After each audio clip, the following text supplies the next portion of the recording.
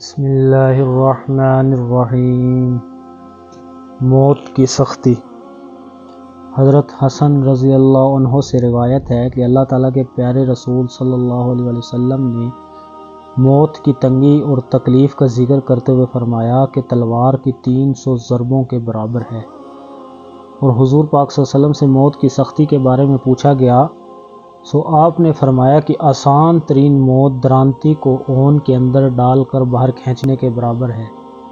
جب درانتی اون سے نکلے گی تو کتنی اون ساتھ لائے گی؟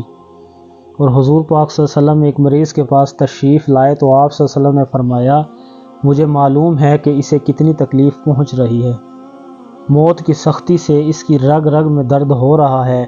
حضرت علی رضی اللہ عنہ جہاد کی ترغیب دیا کرتے تھے اور فرمایا کرتے تھے کہ تم شہید نہ ہوئے تب بھی مرو گے، قسم ہے مجھے اس ذات پاک کی جس کے قبضے میں میری جان ہے، تلوار کی 1000 ضرب میرے لیے آسان ہے اس سے کہ میں بستر پر طبی موت مروں۔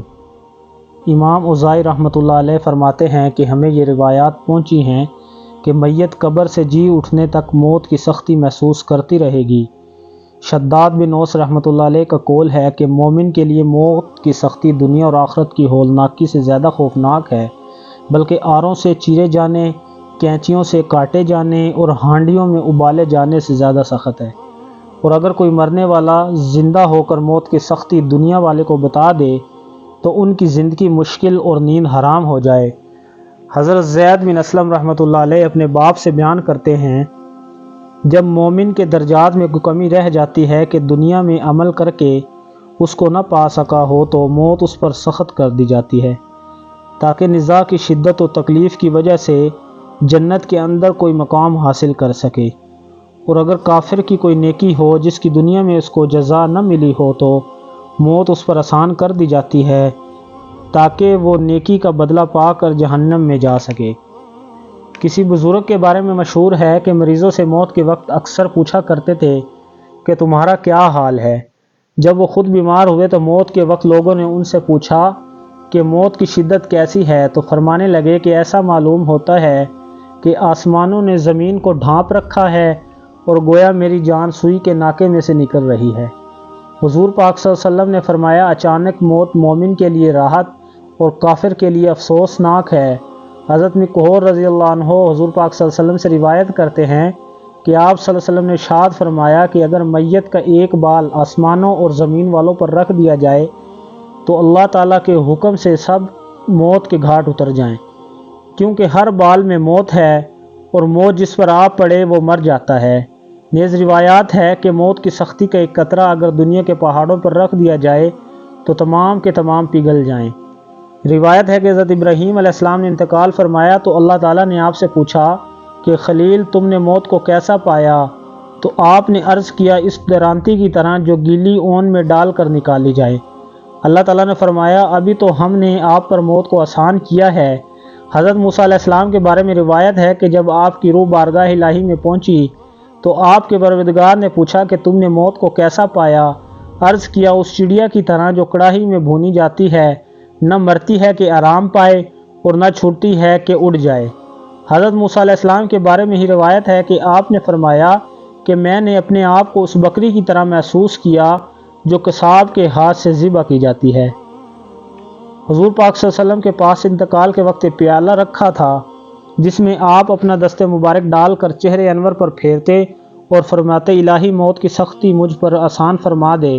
حضرت فاطمہ رضی اللہ عنہا فرماتی ہیں ہائے ابا جان آپ کی تکلیف پر ہمیں تکلیف ہے، اور آپ نے فرماتے آج کے بعد آپ کے ابا جان کو کوئی تکلیف نہیں ہوگی۔ حضرت عمر رضی اللہ عنہ نے حضرت کعب الاحبار سے فرمایا اے کعب موت کے بارے میں ہم سے کچھ بیان فرمائیں، تو انہوں نے فرمایا ہاں ضرور، موت اس شاخ کی طرح ہے جس میں کثرت سے کانٹے ہوں اور وہ کسی آدمی کے پیٹ میں گھونپ دی جائے اور کانٹے رگ رگ میں پیوست ہو جائیں اور اسے جھٹکے سے باہر کھینچا جائے تو بتاؤ وہ کانٹے دار شاخ اس آدمی کا کیا حال کرے گی۔ انسان موت کی سختی میں مبتلا ہوتا ہے اور اس کے اعضاء بدن ایک دوسرے کو سلام کہتے ہیں کہ ہم ایک دوسرے سے قیامت تک کے لیے جدا ہو رہے ہیں۔ جب اولیاء اللہ پر موت کی سختی کا یہ حال ہے تو ہمارا کیا حال ہوگا جو ہر وقت گناہوں میں لگے رہتے ہیں۔ ہم پر تو موت کی سختی بہت طویل ہوگی۔ اور موت کی دوسری مشکلات الگ ہوں گی۔ موت کی مصیبتیں 3 طرح کی ہیں۔ پہلی مصیبت جان نکلنے کی مصیبت، دوسری ملک الموت کی خوفناک شکل دیکھنے کی مصیبت، تیسری موت کی دہشت اور خوف کی مصیبت کہ بڑے سے بڑا طاقتور شخص بھی اگر گناہ گار ہو تو روح قبض کرنے والے فرشتے کی خوفناک صورت برداشت نہ کر سکے۔ حضرت ابراہیم علیہ السلام کے بارے میں روایت ہے کہ آپ نے ملک الموت سے فرمایا، کیا تم مجھے اپنی وہ صورت دکھا سکتے ہو جس میں تم گناہ گار کی جان قبض کرتے ہو؟ فرشتے نے کہا کہ آپ اسے برداشت کر سکیں گے؟ فرمایا ہاں، کیوں نہیں۔ فرشتے نے کہا منہ دوسری جانب کر لو۔ آپ نے منہ دوسری جانب کر کے دیکھا تو سامنے ایک کالے رنگ، کھڑے بال، بدبودار جسم، کالے کپڑوں میں ملبوس ایک آدمی کھڑا تھا جس کے منہ اور نتھوں سے آگ اور دھوئیں کے شعلے نکل رہے تھے۔ تو آپ بے ہوش ہو کر گر پڑے۔ جب آپ ہوش میں آئے تو فرشتے اپنی پہلی صورت میں آ چکا تھا۔ تو آپ نے فرمایا، اے ملک الموت، اگر کوئی گناہ گار موت کے وقت تمہارا خوفناک چہرہ ہی دیکھ لے تو اس کے لیے سزا کافی ہے۔ حضرت ابو ہریرہ سے روایت ہے کہ حضور پاک صلی اللہ علیہ وسلم نے فرمایا کہ حضرت داؤد علیہ السلام ایک غیرت مند آدمی تھے۔ جب آپ باہر جاتے تو دروازہ بند کر کر جاتے۔ ایک دن آپ دروازہ بند کر کے باہر نکلے تو آپ کی بیوی نے جھانک کر دیکھا تو گھر میں ایک آدمی موجود تھا۔ اس نے پوچھا، اسے کس نے اندر آنے دیا؟ حضرت داؤد علیہ السلام آ کر اسے سخت سزا دیں گے۔ اتنے میں حضرت داؤد علیہ السلام آ گئے اور انہوں نے اسے دیکھتے ہی پوچھا، تم کون ہو؟ اس نے جواب دیا، میں وہ ہوں جو بادشاہوں سے نہیں ڈرتا اور نہ کوئی رکاوٹ انہیں مجھ سے بچا سکتی ہے۔ تو آپ نے فرمایا، اللہ، پھر تو تم ملک الموت ہو سکتے ہو۔ اسی وقت آپ نے کمبل اوڑھ لیا۔ مروی ہے کہ حضرت عیسیٰ علیہ السلام ایک کھوپڑی کے پاس سے گزرے۔ آپ نے اسے پاؤں کی ٹھوکر مار کر کہا کہ اللہ تعالیٰ کے حکم سے بولو، تو وہ گویا ہوئی، اے روح اللہ، میں فلاں زمانے کا بادشاہ ہوں۔ میں اپنے ملک میں تخت پر براجمان تھا اور سر پر تاج رکھے ہوئے اپنے امراء و وزراء میں بیٹھا تھا کہ موت کا فرشتہ آ گیا۔ میرے تمام اعضاء کانپنے لگے، میرا بند ہل گیا۔ یہ وہ مصیبت ہے جس کا گناہ گاروں کو سامنا کرنا پڑے گا اور فرمانبردار اس سے بچ جائیں گے۔ کوئی نبی بیان فرماتے ہیں کہ موت کی سختی اس ہولناکی کی علاوہ ہے جو کوئی شخص ملک الموت کی صورت دیکھ کر محسوس کرے گا۔ اگر موت کی اس شدت کو کوئی شخص خواب میں بھی دیکھ لے تو اس کے لیے زندگی دوبھر ہو جائے تو اس شخص کا کیا حال ہوگا جس کو حقیقت میں اس کا سامنا کرنا پڑے گا۔ نیک آدمی ملک الموت کو حسین و جمیل صورت میں دیکھے گا۔ حضرت اکرمہ رضی اللہ عنہ حضرت عبداللہ بن عباس رضی اللہ عنہ سے روایت کرتے ہیں کہ حضرت ابراہیم علیہ السلام ایک غیرت مند شخص تھے۔ جب وہ اپنے عبادت گاہ سے نکلتے تو اسے مکفل کر جاتے۔ ایک دن وہ واپس آئے تو عبادت گاہ کے اندر ایک شخص کو موجود پایا۔ آپ نے فرمایا، تمہیں میرے گھر میں کس نے آنے دیا؟ اس نے کہا، اس گھر کے مالک نے۔ آپ نے فرمایا، میں اس گھر کا مالک ہوں۔